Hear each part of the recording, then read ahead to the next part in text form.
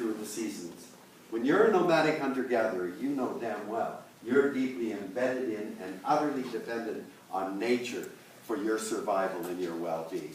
So for the vast bulk of human existence, we understood where we came from and what we depended on.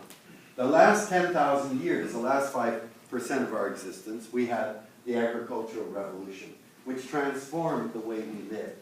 And right up until 1900, when there were 1.6 billion people in the world, there were only 14 cities with more than 1 million people.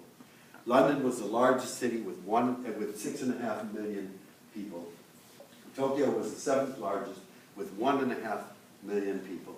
The vast majority of people around the world, including Canada, live in rural village communities because we were farmers. And when you're a farmer, you know very well that your well-being and survival depend on weather and climate. You know that the amount of snow in the winter is directly related to how much moisture there will be in the soil in the summer. You know that insects are vital to pollinate flowering plants. You know that certain plant species will take nitrogen from the air and fix it as fertilizer in the soil.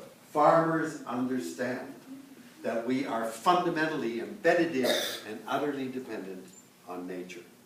But something happened in the last 100 years. We had a huge increase in population. By the year 2000, there were now 6 billion people in the world. But there were now 400 cities with more than 1 million people. The 10 largest cities in the year 2000 all had more than 11 million people. Tokyo was the largest city in the world, 26 million people. Today, the population of Tokyo is bigger than the population of Canada. We've suddenly, but even in Canada, over 80% of us now live in big cities. And in a big city, we acquire the sense that we're so smart, we're different from the rest of nature. We're so smart, we create our own habitat. So as long as we have some parks out there to go and camp and play, who needs nature? In a city, your highest priority becomes your job. You need a job to earn the money to buy the things that you want. And so in a city, we begin to shift the way that we see the world. And more in the city, we have less and less to do, even with being outside. The average child in Canada in a city spends 8 minutes a day outside, and over 6 hours a day in front of a television, computer, or cell phone screen. So we have fundamentally changed in our relationship with the natural world. And now we have a prime minister who says, we can't do anything about reducing greenhouse gas emissions, it'll destroy the economy.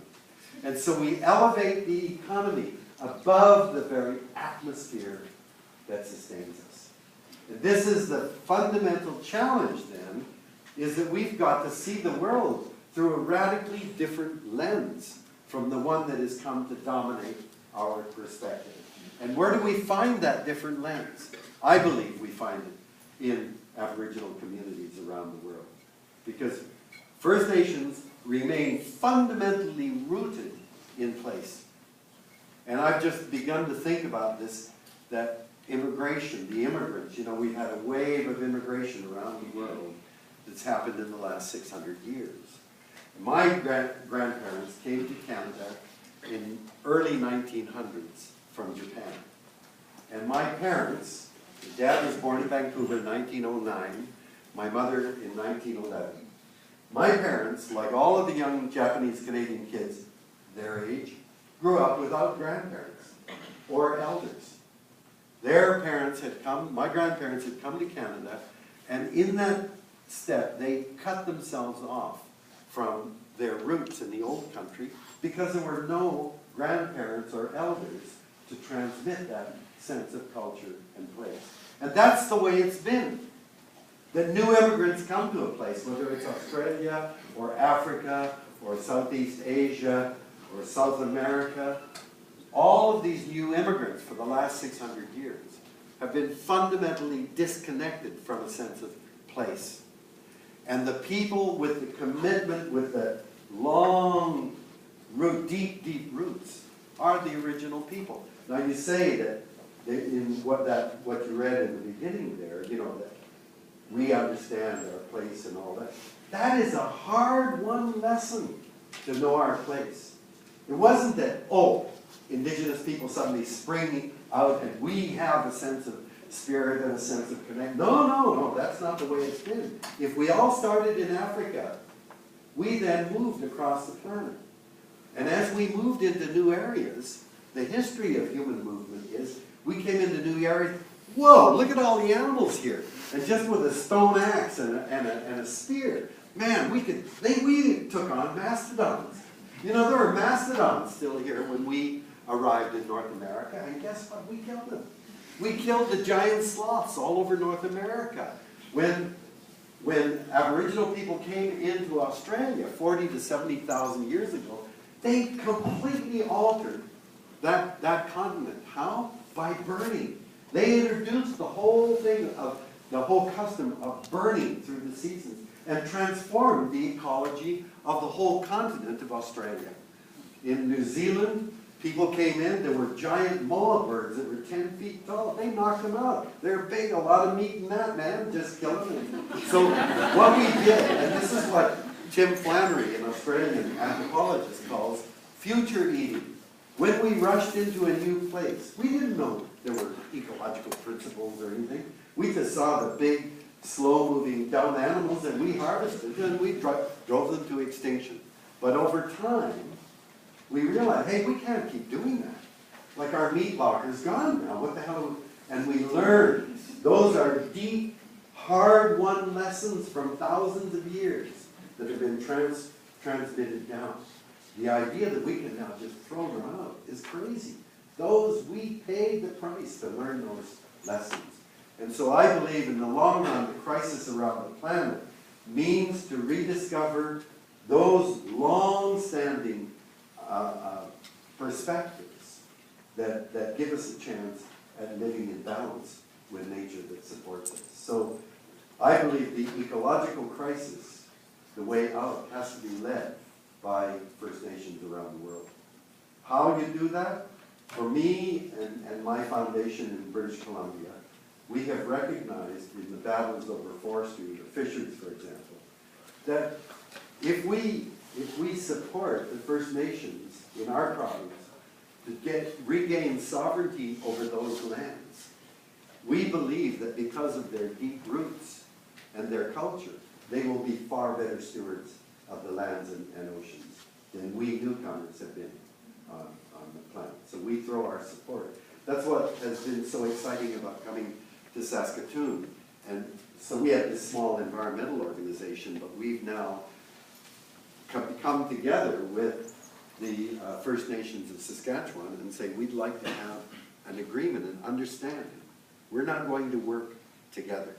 We as environmentalists believe that your values have a much better chance of leading us into a balance with nature and the things that sustain us on the planet. Sorry, that's a very long answer to your question.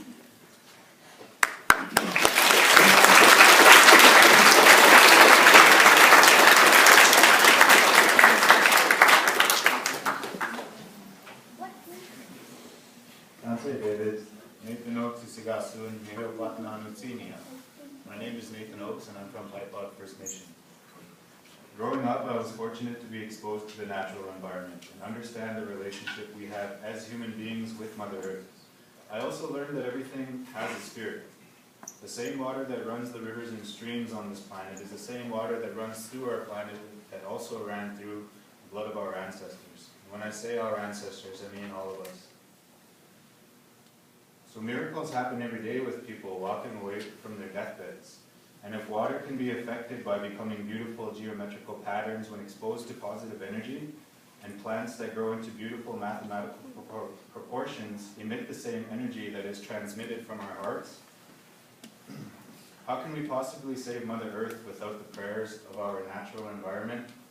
And as for snowflakes formed in the atmosphere, do you believe that snowflakes that are formed are individualized the same way as every individual person and plant, and you believe that those snowflakes are the prayers from the plants and the animals? I have no idea. But I certainly think the unique aspect of every snowflake is not from the unique differences that exist with people. Because I'm a geneticist, what can I say? A geneticist has to believe that DNA is now directing the development of the way we are. But I believe there is something about water that is very, very special. You know that when ice melts, and so you see water, over 90% of those crystals that were in the ice still remain, except it's now that it's broken up. Water can be in very, very different states of organization. And I'm just reading a book now that is blowing my mind about how much we know and how little we know about water. Water can exist in all kinds of states, even though to us it just looks like water. The reality is it can exist in many different states of high organization without becoming crystallized as ice. So we've got a lot to learn. And you know, I know that people dismiss homeopathy or whatever it is where you put something in water, you dilute it and dilute it and dilute it until nothing's left. And yet it has some kind of property, and scientists go poo-poo, we don't believe it. How can we say we don't know? We're still barely understanding the nature of water. I think though that the challenge is, and I've even forgotten what the hell your question was. What was the question? Generally, do you think that the way our prayers save people from their deathbeds in the hospital, if we put that on a larger scale with the planet and everything came together, if we prayed at once, do you think that spiritual energy we create could save the planet as well? Know. I mean, if everybody in the world was all praying together, I would think big things would happen. Whether it's the consequence of the praying, or the prayers, or the act of praying, I don't know. The big question, we have so much diversity built on the planet now that it's very difficult to get us all working together. And, I'm really struck by the fact that the only place where you see all of humanity cooperating is in a science fiction movie. You get an invader from outer space who starts killing people, and right away the President of the United States is calling the Russians to acknowledge each other, right? Because we've got a common enemy. Unfortunately now, the monster is here, except it doesn't come from outer space, it's a collective impact of us. But now we can't respond to that as a single species. We have so much diversity. And we go to things like Copenhagen, where in Copenhagen we were going to renegotiate the Kyoto Protocol and take us to the next level. Well, what happened in Copenhagen? 192 countries trying to negotiate the future of the atmosphere that doesn't belong to anyone through the political boundaries of 192 countries and the economic agendas of 192 economies. And we think we're going to squeeze nature or shoehorn nature into our agenda. It's crazy. It can't work. So until we recognize, as was said in your statement, that we're just a tiny part of a much bigger system that's supporting us, if we keep imposing our agenda and try to expect nature to respond, it'll never work. So I just stopped going to all these international conferences because you're being dictated by political and economic spheres that nature can't conform to, right? So one thing, I'm sorry, this is a long answer. One thing I say to people is, look, let's all sit down. Can we agree that our world is shaped and constrained by laws of nature? We know from physics that you can't make a rocket that will go faster than the speed of light. We know that, right? Everybody accepts that. We know the law of gravity says you can't build an anti-gravity machine here on Earth. We know that the first and second laws of thermodynamics mean you can't build a perpetual motion machine. So we understand that. That's dictated by laws of physics, and nobody says, oh, we got to somehow beat the laws of nature. That's what shapes our world. In chemistry, it's the same. The atomic property of elements dictates the kinds of reactions that you can carry out in a test tube, dictates the kind of molecules that you can synthesize, as long as you understand rates of diffusion and reaction rates. We know what